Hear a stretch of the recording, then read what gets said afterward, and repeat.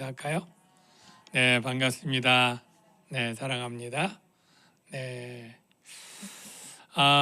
금요 기도에 이렇게 여러분들 많이 나오셔서 참 감사하고 피곤한데 이렇게 나와주신 여러분 환영하고 축복합니다. 지금 청년들 제가 개회예배 수련회 중에 있어서 오늘 개회예배 드리고 왔는데 제가 갔을 때는 한 50명 정도 있었고 저녁에 이제 또 오는 친구들까지 해서 수련회 한 80명, 90명 정도 수련회를 하게 된다니까 참 우리 교회 청년들이 그렇게 많이 있는 것이 너무나 또 하나님께 감사하고 또 우리 교회뿐 아니라 한국 교회의 다음 세대를 견실하게 세워줄 그런 믿음의 청년들이 되리라 믿습니다. 우리 청년들이 보통 한 20여 명 이상씩 또 금요 찬양 집회에 나왔는데 오늘은 그 인원이 빠져서 그렇지 우리 금요 기도회에 또 많은 분들이 이렇게 또 기도하고 말씀 듣고 하는 것은 참 그래도 꽤 감사한 일이다 이런 생각을 늘 가지고 있습니다. 오늘 13장 읽었지만 늘 그렇듯이 이게 도대체 뭔 말이래? 아마 이런 느낌들이 다 들을 거예요. 그리고 특히 오늘은 이 요한계시록은 이렇게 띄엄띄엄 읽도록 되어 있는 게 아닙니다. 사실은 쭉 한 번에 읽어야 한 전체가 드라마면 한 시리즈로 되어 있는데 지금 13장이니까 정 가운데니까 지금 어떻게 보면 여러분 뭐 드라마 중에 16부작, 뭐 22부작 이런 드라마 있을 때 중간쯤엔 어때요? 승리가 있나요?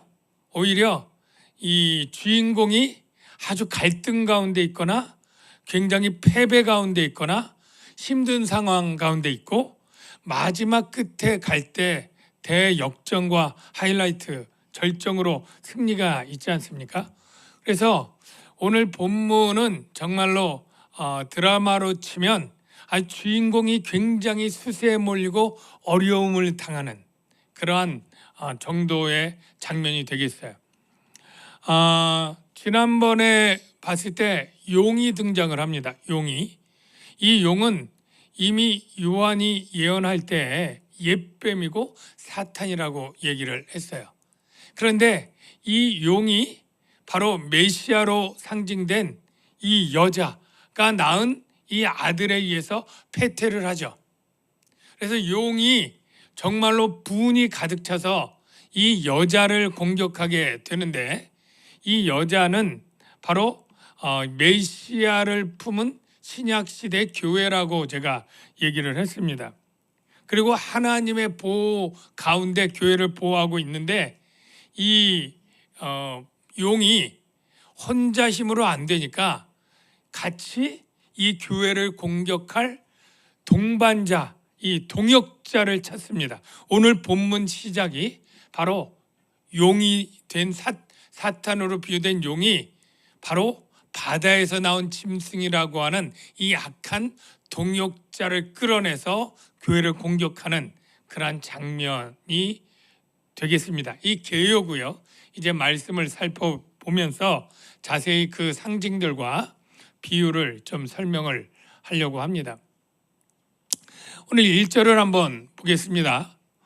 내가 보니 바다에서 한 짐승이 나오는데 이 바다라고 하면 우리 그냥 태평양 같은 바다 이렇게 생각하는데 성경의 바다와 땅은 하늘과 대비되는 세상을 의미합니다. 하늘은 바로 하나님의 백성들이 거하는 곳이고 바다는 바로 하나님을 떠난 불신 세상 사람들이 거하는 장소로서 바다와 땅이 나와서 바다에서 나온 짐승, 땅에서 나온 짐승 다 불신 세상 가운데 나온 짐승이지 정말 물속에서 어디 이렇게 막 나온 해양 괴물 뭐 이런 게 아니다라는 것을 여러분이 아시면 되겠는데요. 바다에서 나온 짐승이 있는데 뿔이 10이요 머리가 7이라. 이 뿔은 권세를 상징하는데 이 뿔이 열이요가 어디에 먼저 등장하느냐면 이 붉은 용도 뿔이 열이었습니다. 그래서 이 바다에서 나온 짐승이 이미 상징 가운데 바로 용과 비슷한 모양으로 그의 사단적 마귀적 특징이 있음을 암시하고 있어요. 자, 우리 뿔이 열인데 그 붉은 용도 머리가 7이고 뿔이 열인 것을 확인해 보겠습니다. 요한계시록 12장 3절 17절 보라 한 붉은 용이 있어 머리가 몇이요? 용도 7. 아니 머리가 7, 뿔이 10. 예. 용이 예수의 증거를 가진 자들과 더불어 싸우려고 바다 위 모래에 서 있더라. 자, 그래서 아까 확인해 보니까 역시 바다에 나온 짐승도 붉은 용처럼 똑같이 뿔의 개수랑 머리가 똑같아요. 그러니까 동류라고 하는 상징이 딱 있고요. 뿔에는 10 면류관이 있고 그 머리에는 참남된 이름들이 있더라. 이 사단은 늘 하나님 흉내를 냅니다. 그래서 예수님의 머리에 면류관을 가진 것처럼 똑같이 그 머리에 면류관을 써요. 근데 특징이 뭐냐면 예수님의 머리에 있는 이름들과 달리 아주 참남된 이름, 즉 하나님을 모독하는 이름들이 있지만 그게 완전히 다르죠.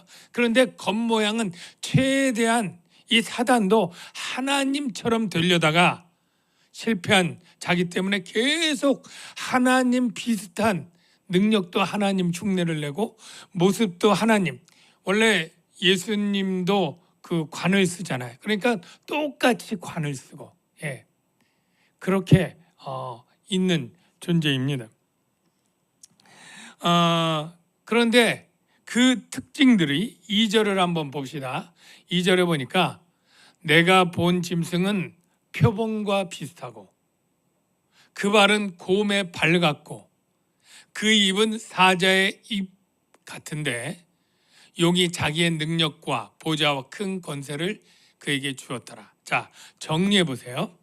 바다에서 나온 짐승인데 머리는 7이고 뿔은 10이고 10의 왕관을 썼고 근데 그 모습이 짐승 표범과 비슷하고 곰의 발과 같고 입은 사자 같고 이런 3개의 짐승이 나와요. 이거를 도대체 이게 무슨 뜻이래? 그래가지고 여러분 중에 혹시 표범을 막 공부를 해서 표범의 특징을 찾고 또 사자 특징을 찾고 곰 발바닥 특징 찾아가지고 이 짐승을 설명하면 땡 틀립니다.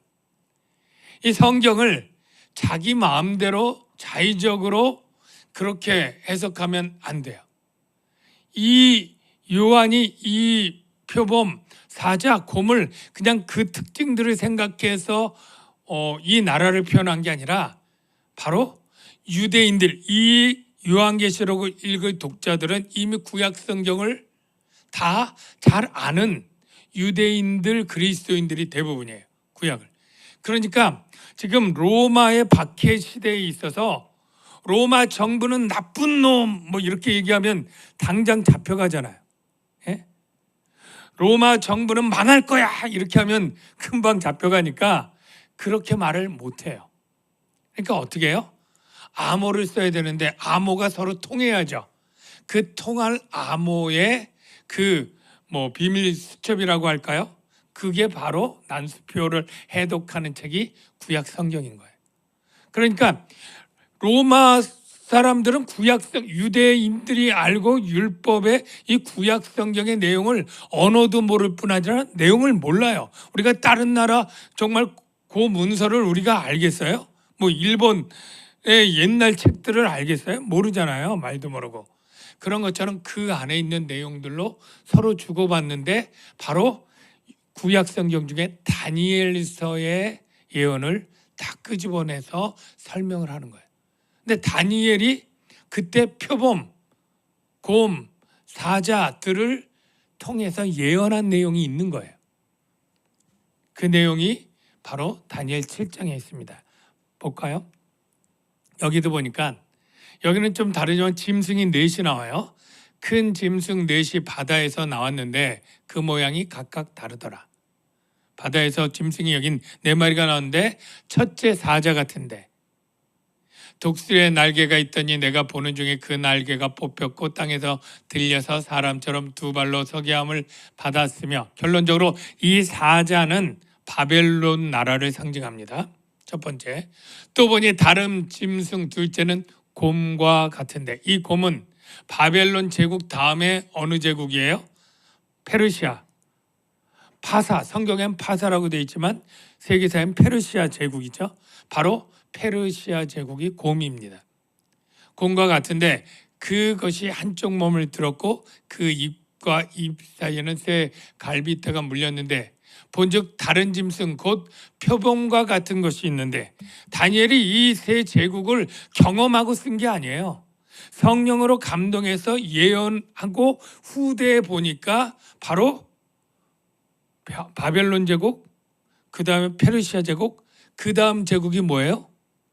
헬라 제국, 그리스 제국이죠. 그리스 제국이 표범으로 비유된 것입니다. 그 등에는 새 날개 넷이 있고 그 짐승에 또 머리 넷이 있으니 권세를 받았더라. 이거는 나중에 또 따로 다니엘서나 다른 예언을 할 때 더 자세하게 하고요. 지금 주목할 건 그게 아니고요. 그 다음에 넷째 짐승이 나와. 이게 제일 중요한 짐승이에요. 왜냐하면 지금 시대의 이 넷째 짐승은 아까 헬라 제국을 무너뜨리고 어느 제국이고 지금 시대가 어느 제국이에요? 바로 넷째 나라인 로마 제국, 가장 강대한 로마 제국이 넷째 나라인데, 그래서 그 다음에 본 넷째 짐승은 무섭고 놀라우며 매우 강하며, 가장 오랫동안 전 세계를 지배했던 이 로마 제국, 물론 동로마, 서로마 갈라졌지만 이 동로마는 꽤 오래 1500년까지 이렇게 버텨서 가장 오래 막강했던 이 로마 제국이 가장 강하고 놀랍고 무서운 그 특징으로 나오는 거예요. 쇠로 된 큰 지가 있어서 먹고 부서뜨리고 나머지를 발로 밟는 아주 강력한 제국이죠. 이 짐승은 전에 모든 짐승과 다르고 또 열뿔이 있더라. 바로 이 로마 제국을 얘기하고 있습니다. 그 다음에 3절을 한번 보겠습니다. 그의 머리 하나가 상하여 죽게 된 것 같더니 그 죽게 되었던 상처가 나음에 온 땅이 놀랍게 여겨 짐승을 따르고, 이 얘기는 이 지금 요한계시록이 주 한 90년대에 썼는데 이 기독교의 가장 박해를 했던 황제들이 10명이 있습니다. 그래서 이 10왕이 10황제를 상징하는 것이라고 보여지기도 하는데, 그 첫 번째 황제가 누구인지 여러분 아십니까? 로마 제국에서 가장 대표적인 첫 번째 황제, 이게 다음에 666, 여러분 666이 무엇인지 궁금하고 관심 있잖아요. 이게 다음 주에 나오게 되는데 그것과 관계된 건데, 이 첫 번째 황제가 네로입니다. 네로. 그래서 우리가 뭐든지 수많은 그러한 존재가 있을 때 가장 머리된 첫 번째가 대표인데, 그래서 박해하면 네로 황제가 첫 번째이기 때문에 네로 황제의 박해가 가장 으뜸이고 대표적인 거예요. 그런데 이 네로 황제가 나중에 그 죽음이 뭐 자살이다, 그 조금 끝이 잘 사람들에게 알려지지 않아서 나중에 세례 요한처럼 세례 요한이 살아왔나 보다 이런 것처럼 네로 황제의 죽음에 대해서 사람들이 늘 궁금했어요. 어떻게 죽었는지, 실제 죽었는지 비밀 베일에 쌓였는데, 나중에 이 네로 황제가 부활했다라는 소문이 어디 망명 갔다가 부활해서 왔다 이런 소문이 돌고 그게 굉장히 두려운 가운데 사람들이 그것들을 접했던 일들이 이 시대 상황이에요. 그래서 요한이 지금 이 3절이 그걸 반영했다는 거예요. 머리 하나가 죽게 된 것 같더니 그 죽게 되었던 상처가 나음에 이게 네로 황제의 귀한 그 당시에 알고 있는 네로 황제의 귀한 스토리를 이 안에 집어넣고 사람들이 그 네로 황제의 부활을 굉장히 두려워한 그 상황을 지금 반영하고 있다고 합니다. 어쨌든 용이 그 짐승을 사람들이 따를 때 짐승에게 권세를 주었다. 바로 로마 황제와 로마 제국에 이 권세를 주었는데 배후에 있는 사단과 이 로마 제국의 이 박해하는 황제가 같이 영적으로는 같은 존재예요. 그래서 4절을 한번 보십시오. 용이 짐승에게 권세를 주므로 용에게 경배하며 짐승에게 경배하며, 즉 그 당시에 네로 황제부터 황제들이 요구하는 게 뭐냐면 가이사가 주다, 이거를 요구합니다. 그리고 전 세계 황제의 신전을 세워요. 최소한 이 로마 제국의 시민들은 이 황제의 신전에 최소한 한 번 이상을 예배하고 나오면서 뭐라고 고백을 해야 되냐면 가이사가 주다. 우리는 예수가 주라고 고백해야 되는데 기독교인이고 뭐고 다 이 신전에서 경배하면 기독교인이라 할지라도 가이사가 주라고 고백을 해야 돼요. 그 고백을 하지 아니면 체포하고 빼앗고 폭력을 가하고 그리고 감옥에 가두고 재산을 몰수하고 매매를 못하게 하고 그런 일들이 있었던 거예요. 그러니까 사람들이 다 이 짐승에게 경배하는 거예요. 로마와 로마 제국에. 그 신전에 가서 참배를 하고 이르되 누가 이 짐승과 같으냐. 그러니까 최고의 권력 기관이고 권세 기관이죠. 누가 이와 더불어 능히 싸우리요. 로마 제국 시대에 그가 황제를 통해서 하나님을 배반하고 오히려 사단을 섬기게 되는 이 일에 아주 강력하게 모든 교회와 사람들을 총재하던 그 모습을 지금 비유하고 있는 거예요. 그래서 넷째 나라가 있는데 이 네 짐승은 세상에 일어날 네 왕이라. 아까 내가 바벨론 그리고 페르시아, 헬라, 로마, 이 제국의 세상에 일어날 네 나라다. 이렇게 얘기를 한 거예요. 그리고 나서 다니엘서에서 넷째 나라를 이렇게 얘기를 합니다. 넷째 짐승은 곧 땅의 넷째 나라인데, 다니엘은 뭐 700~800년 전 사람이니까 사실은 헬라 제국이 올지 뭐가 올지 몰라요. 그냥 네 번째 나라를 받은 거예요. 그게 바로 로마 제국인 거죠. 이는 다른 나라들과 달라서 그 열불은 그 나라에서 일어날 열왕이요. 로마 황제가 왜 10명이겠어요? 그런데 가장 강력하게 기독교를 받게 했던 10대 밖의 황제들이 있잖아요. 그러니까 아마 그 황제를 뜻할 거예요. 그 후에 또 하나가 일어나리니 먼저 있던 자들과 다르고 새 왕을 복종시킬 것이며, 특징이 뭐냐면 장차 지극히 높으신 이의 성도들, 장차 지극히 높으신 이는 누굽니까? 바로 하나님이고 하나님의 성도를 괴롭게 할 것이며, 로마 제국이 바로 기독교를 박해할 것을 예언하는 거예요. 때와 법을 고치고자 할 것이며 성도들은 그의 손에 붙임 바 되어서 한때와 두때와 반때를 지내리라. 이 한때와 두때와 반때는 제가 설명을 했죠. 때는 1년을 얘기하고 두때는 2년을 얘기하니까 1년, 2년, 그리고 반때 하니까 3년 반이죠. 요한계시록에 3년 반의 특징이 있어요. 계속 3년 반, 1260일, 그리고 한때, 두때, 반때 다 같은 기간이죠. 바로 이때를 종말을 나타내는 기간으로 예수님의 초림부터 재림까지의 기간을 상징적으로 얘기하는 게 바로 동일한 3년 반, 한때, 두때, 반때, 1260일 다 같은 기간이다. 그래서 또 거기 42달도 있네요. 42달도 3년 반 똑같죠? 12달 3년이면 36개월에 6개월도 하니까 42달. 이게 다 같은 기간이에요.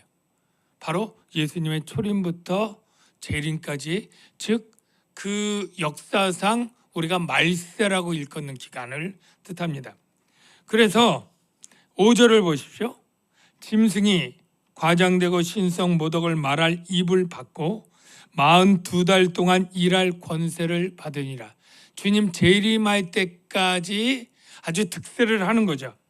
그래서 짐승이 입을 벌려 하는 일이 뭐냐면 하나님을 향하여 비방하되 그의 이름과 그의 장막 곧 하늘에 사는 자들을 비방하더라. 자, 비방하는 대상이 둘입니다. 첫째, 누구를 향해 비방해요? 하나님을 향해. 두 번째, 그의 이름과 그의 장막 곧 하늘에 사는 자들. 자, 하늘에 사는 자들이 누구라고 제가 여러 번 얘기를 했죠? 하늘에 사는 자들이 누굽니까? 혹시 천군 천사라고 생각하면 안 되고 바로 예수 믿는 저와 여러분을 하늘에 사는 자들로 이 요한계시록은 계속 얘기하고 있어요. 그러니까 저와 여러분들은 이 세상에 살 때 세상 불신자들에게 비방을 받는 자들로 하나님이 허락해 놨어요. 그러니까 여러분들이 세상 사람들에게 미움을 받고 시험을 당하고 고난을 당하는 게 이상한 일로 여기지 마시길 바랍니다. 당연한 일이에요. 예언되어 있어요. 왜냐하면 우리는 세상 사람들과 소속이 정반대예요. 그냥 다른 정도가 아니라 세상은 지금 80억 인구 중에 그래도 예수를 인정하는 기독교와 캐톨릭이 20억이고 60억이 인정하지 않아요. 그냥 따지면 이 60억의 세상 사람들은 교회에 대해서 때때로 호감을 가진 것 같기도 하고 좋은 일 하면 인정도 하고 하는 것 같지만 결과적으로 이 세상 사람들의 소속은 마귀 소속이에요. 우리는 하늘 소속이고 하나님 소속이에요. 그러니까 궁극적으로 세상이 갈수록 점점 이 구분이 되어지고 구별되어집니다. 평안할 때는 뒤섞여 있어요. 그러나 환란이 있고 결과적으로 선택해야 되면 이들은 다 세상 소속이기 때문에 마귀 편에 설 자들이고 우리는 하나님 편에 서게 되는 거예요. 그리고 그들은 결국 누구를 비방해요? 하나님과 교회를 비방하는 자로 서게 됩니다. 이것은 영적으로 어쩔 수가 없어요. 왜냐하면 우리가 교회가 세상과 친하게 지내야지 할 수 있거든. 너희는 모든 사람들과 더불어 평화하라. 이런 말씀도 있잖아요. 그러니까 우리가 가능하면 세상과도 평화롭게 지내야 돼. 여러분, 사실은 우리가 전도하기 위해서 그들에게 선을 베풀고 사랑을 베풀지만 우리가 그렇게 선대하고 하지만 그들과 궁극적으로는 믿지 않는 자들과 결국 원수가 되고 하나 될 수 없다는 건 하나님과 사단이 원수인 것이 변치 않는 이상 우리도 그렇게 됩니다. 그래서 바울이 고린도 7장인가요? 고린도후서 7장에 그렇게 얘기하죠. 너희가 믿지 않는 자와 멍에를 매지 말라. 그러면서 어찌 믿는 자와 믿지 않는 자가 하나가 되겠느냐. 그 비유 중에 뭐예요? 빛과 어둠이 어찌 하나 될 수 있느냐. 여러분, 빛은 어둠과 친하고 싶다고 어둠 속으로 가면 어둠이 어떻게 돼요? 사라지잖아요. 어둠은 도망갈 수밖에 없어요. 빛과 어둠처럼 교회와 세상은 물과 기름보다 더 하나 될 수 없는 그런 영적인 그런 본질적 차이가 있습니다. 그래서 이 세상은 짐승으로 표현되고 이 짐승이 하나님과 교회를 비방하게 되고요. 7절을 보십시오. 또 권세를 받아 성도들과 싸우게 돼요. 근데 누가 이겨요? 지금 13장에 가서 제가 아까 드라마 얘기했지만 한참 이 16부작의 중간에는 악이 이기잖아요. 지금 누가 이기고 있어요? 짐승이랑 로마 제국과 교회를 싸우면 교회를 막 박해하고 죽이고 하는 그러한 것처럼 성도들과 싸워 이기게 되고 각 족속과 백성과 방언과 나라를 이게 전 세계의 모든 그러한 세상을 다스리는 권세를 받으니 다스리게 되는 사건이 일어나요. 여기서 그런데 위로 되는 메시지가 있어요. 뭐냐면 5절과 6절과 7절에 보면 받고 그런 내용이 나와요. 자, 5절에 보면 받고가 언제 나오면 신성모독을 말할 입을 받고 42달 동안 일할 권세를 받으니라. 그리고 7절에도 권세를 받아 끝에도 권세를 받으니 이렇게 나오죠. 질문해 볼게요. 누구한테 받은 거예요? 받는다면 주는 사람이 있고 받는 사람이 있잖아요. 누구한테 받은 거예요? 네, 하나님이라고 하신 거죠? 네, 하나님. 자, 이게 신적 수동형이라고 해서 이건 하나님에게 받았다는 게 이 안에 전제되어 있는 거예요. 그러니까 하나님께서 욥을 시험할 때도 사단이 저 욥이 이렇게 재물이 많고 복을 받으니까 이렇게 충성하는 거지 이렇게 하면 당장 하나님 욕하고 할 겁니다. 그러니까 하나님이 허락을 해주죠. 그래, 욥을 시험할 권세를 줄게. 몸까지 칠 수 있지만 그 생명은 건드리지 마. 허락을 받고 욥을 시험하잖아요. 똑같아요.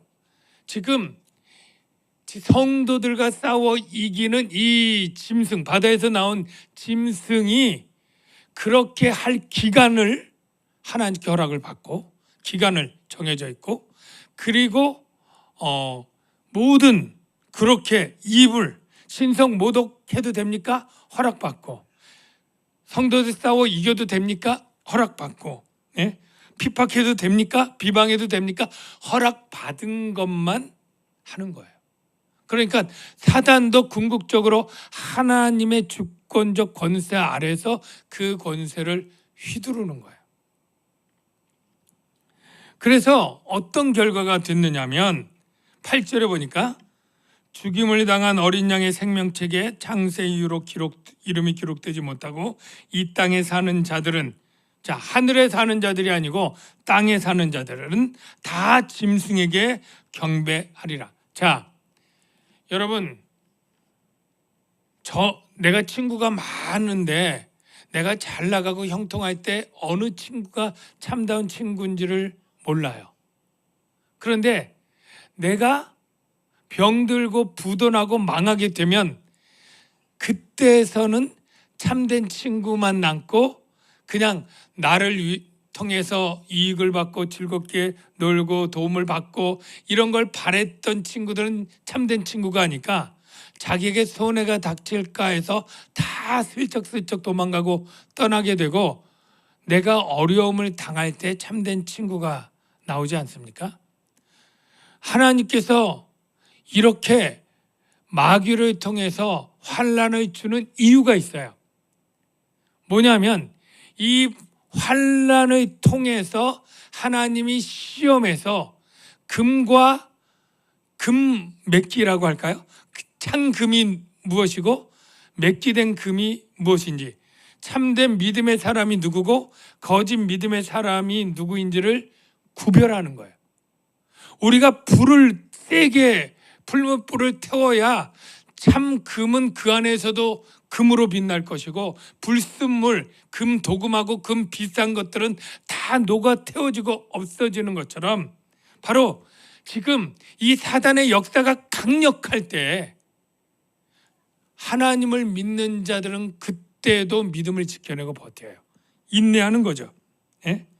10절에 사로잡힐 자는 사로잡혀갈 것이요 칼에 죽을 자는 마땅히 칼에 죽을 것이니, 아주 극심한 환난, 투옥되고 순교하는 이러한 상황에 성도들은 인내와 믿음이 여기 있느니라. 성도들은 인내하고 믿음을 지킬 것이고, 성도 비스무리했던, 성도 인체했던, 황제가 믿으니까 따라 믿었던, 교회가 여러 가지 나에게 좋으니까 그냥 교회 생활을 했던 사람들은 이 환난을 견뎌낼 수가 없다니까요.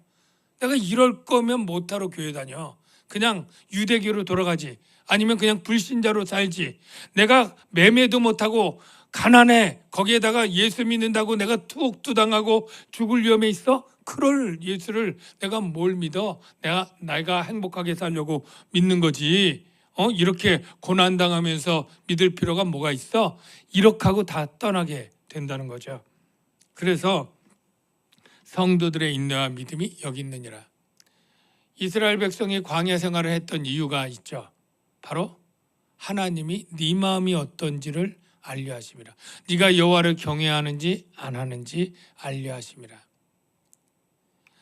우리에게도 사단을 통해 불시험이 있습니다. 그런데 이 불시험은 바로 우리가 참된 믿음 있는 것을 드러낼 기회가 되는 것이고, 그리고 나중에 하늘의 상을 받게 되는 것이다 라고 베드로는 이야기를 합니다. 사랑하는 성도 여러분, 오늘 요한계시록을 통해서 우리가 살아가는 세상에 사단의 악한 역사들이 반드시 있다는 것, 그런데 이 악한 역사는 하나님의 주권하에 통제되고 있다는 것, 그리고 그때 우리가 인내하고 믿음을 지켜야 한다는 것, 여러분 믿고